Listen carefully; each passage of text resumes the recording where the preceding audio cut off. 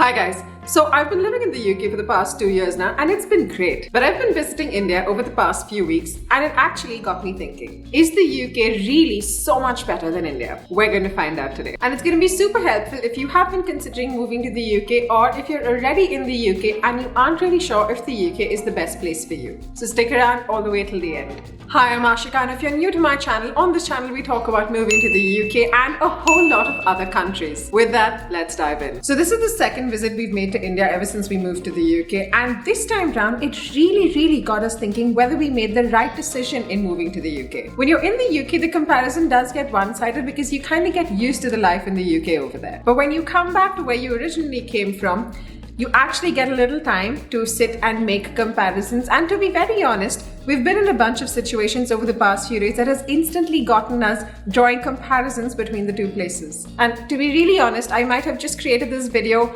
as much for myself as for you because even I'm really on the fence. So one of the biggest differences is going to be the fact that when you move to the UK, you may not have family. And you probably won't realize how much you're going to miss your family until it's time for you to finally leave and when it's time for you to come back, and on most other days. So for all the advantages that the UK offers you, something you should keep in mind is the fact that you will have no family along with you. So of course they can come and visit and you can call them every single day, but it's really just not the same. It's not the same as having them with you. It's not the same as you being able to visit whenever you want to. And the challenge is, even if you do have an ILR, there are extremely rare cases in which you can take your family along with you to allow them to live with you permanently. And to be really honest, I think the saddest part is that no one can replace your family, not the friends you make, not the acquaintances you make. You just don't get to replace your family. So there's always going to be this family-sized hole in your life once you move to the UK. And to be really honest, I think that's something you need to decide if it's the right thing for you or not. Moving on to the food. I don't think you realize how delicious the food in India is until you leave India. And I didn't realize how much I'd miss it until I got back here. So here's the thing, in the UK, of course, you do get good food, but it's usually in certain places and it's certain food items. In India, pretty much everything tastes great and pretty much everywhere and without the exorbitant price tags. And I'm not talking about Indian food because that's an unfair comparison. Obviously, Indian food does taste better over here, but even if you take something like pancakes, oh my god, the pancakes in Bangalore, for instance, are amazing. And to be really honest, I think they're better than most of the pancakes we've eaten in the UK, and we've eaten out a lot. And you have almost every cuisine available in cities in India, even towns for that matter. Now, because we live in a town in the UK, which is Maidenhead, and we live in a city in India, which is Bangalore, you might think it's an unfair comparison to compare the food that you get in a town to the food that you get in a city, right? But even if you compare the food that you get in a town versus the town, which is Bangalore, where I come from, the food in Bangalore is still better. And the thing is, ever since we've come to Bangalore, all we've done is eat. We've eaten shawarmas, we've eaten cow suey, we've eaten continental food. It has been amazing. So everything said and done, the food in India is a lot better. But when you start to talk about your surroundings, now that's when things change. One of the first things we noticed when we came back to India this time was the dust. As we drove through certain areas, there were massive clouds of dust everywhere. And because I have a dust allergy, it is my personal nightmare. And of course, some areas are cleaner than the other, but the truth is that most of the UK is relatively clean. Like, of course, there will be certain areas in London that are a little messy and certain other cities that are messy, but overall, it's very unusual that you'll find litter or trash by the side of the road. The other challenge with India is noise, which you might have realized with my videos. Everything is very noisy. There's noise from construction, there's noise from cars honking, there's noise from street vendors. And for most of us who have spent most of our lives in India, you kind of get used to this sound, so you don't even realize as much. But when you come from a different country, you suddenly realize how loud everything is. And which obviously means you can't sleep past a certain time. You can't shoot YouTube videos in peace without the sound of cars constantly honking. And then you have the challenge of not getting drinking water from the tap. Sometimes there's no water at all. Forget drinking water.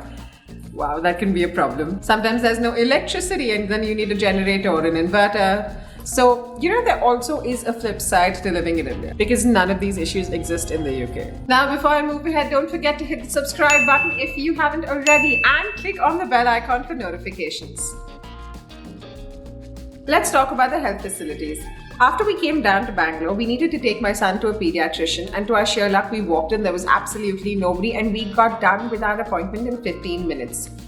On other days, it usually takes you about 30 to 45 minutes, but you can always walk in. And of course, the prices are reasonable. If we were in the UK, I would have to wait for a couple of days to get this appointment. If I had to get an ENT appointment in India for my son, it would take a similar timeline. But if I had to get an ENT appointment in the UK, it would take me 3 months, which it has because I have the appointment letter. You want to test for chronic illnesses? That's going to take you 3 years in the UK. Healthcare in India is mostly private and is not really expensive for most routine operations. Of course, if you're going for surgery, it does get expensive, but obviously not as expensive as the UK, right? You might have the opinion that public healthcare is free in the UK, but do remind yourself that it's not really free for people like you and me, who are people living in the UK with visas, because when we apply for our visas, we pay an enormous healthcare surcharge, which is a part of the visa expenses. So technically, it's not really free. So keeping that in mind, healthcare in India is miles ahead.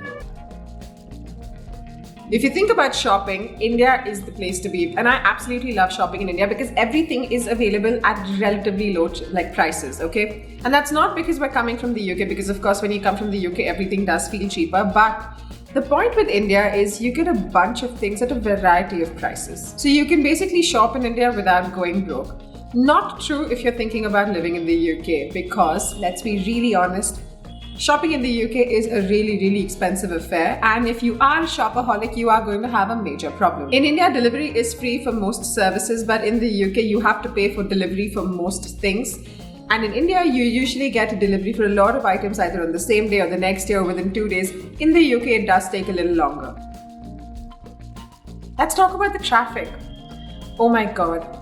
The traffic in Bangalore is insane, and it is also insane in a lot of other parts of India. This is the one thing I absolutely do not miss when I'm in the UK. London does have traffic, but London also has alternate methods of transportation, like you can take the tube or the bus, or you can walk. You can't really do that in Bangalore or other cities, except Mumbai. Most towns in the UK have almost no traffic, and driving is actually a pleasurable activity in the UK. And because there's no traffic, there's no pollution, there's no road rage, and there isn't an incessant noise of people honking all the time. It also means you can actually get to places in time and you don't spend hours stuck in traffic. If you're familiar with Bangalore, you'll understand this reference, but in the UK, you can go from Maidenhead to Reading, which is the next city, in less time than it would take you to go from Koramangala to MG Road in Bangalore.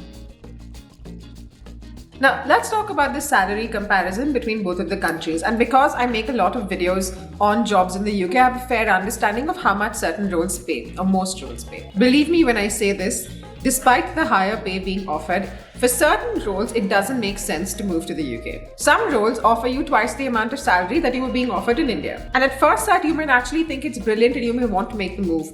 But let me tell you this, the UK is a really expensive place to be. So even if you are earning twice the salary you were earning up to a certain level in the UK, it doesn't make sense for you to move unless you and your partner are both going to get jobs and both make a decent amount of money. And of course, all of this is keeping in mind that you don't live in London. If you live in London, you need to earn at least 100k to be comfortable. If you live outside London, you need to earn at least 70 to 80k to be comfortable and not have to think every time you want to buy something. If you're offered 50 to 60k, for instance, it might seem like a lot of money if you're coming from India.